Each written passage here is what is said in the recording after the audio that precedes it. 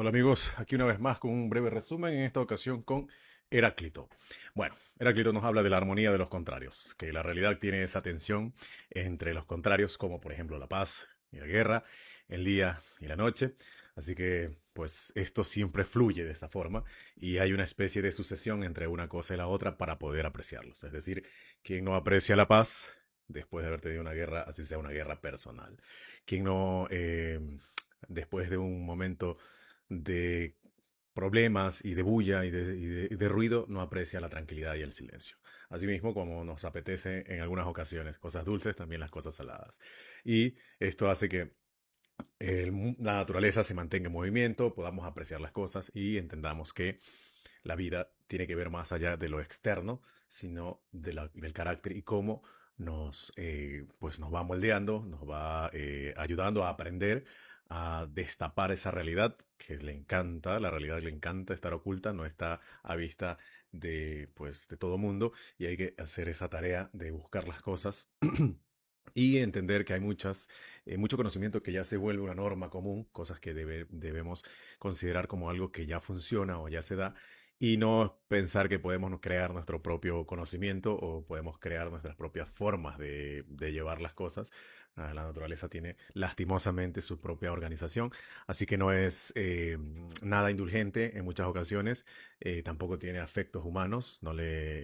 podríamos decir que no le interesa las cosas que te sucedan o las cosas como las veas tú, sino que tiene su propia organización, que no hay una dualidad de bueno y malo, de amable o grosero, no existe eso dentro de la naturaleza, sino un movimiento continuo, un flujo continuo, la permanencia en el cambio, esa armonía de los contrarios que nos habla Heráclito y que incluso hacen que las cosas tengan sentido. Por ejemplo, si hablamos del lenguaje, las vocales y las consonantes, si es la música, tenemos tonos altos,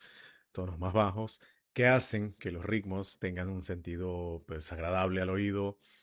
y sobre todo estos cambios o la permanencia en el cambio nos da un reposo porque no existe nada más cansado o fatigante que permanecer en lo mismo. Por ejemplo, como cuando te quedas mucho tiempo en una empresa trabajando, si lo llevamos a la vida personal, y pues haces siempre lo mismo, terminas alienado, cansado, fatigado y con pocos deseos de continuar. Y eso hace incluso que pierdas la esperanza o te des cuenta de las cosas que estás teniendo enfrente y estés pensando en un más allá que pues sea mejor, un futuro que quizás no va a llegar o que no va a llegar de la forma como la piensas. Y pues hay que pues, darse cuenta, despertar que el universo tiene esos cambios, la naturaleza tiene esos cambios y esa permanencia hace que pues también podamos de vez en cuando salir de esas creencias, sacarnos nuestras creencias, nuestras ideas, la forma de ver la vida, pensando que pues hay cosas que deberían ser como a nosotros nos conviene. Y creer o la creencia y la opinión personal genera un bloqueo a la reflexión y a la sabiduría, ¿no? O sea, optar por la sabiduría tampoco es una tarea sencilla,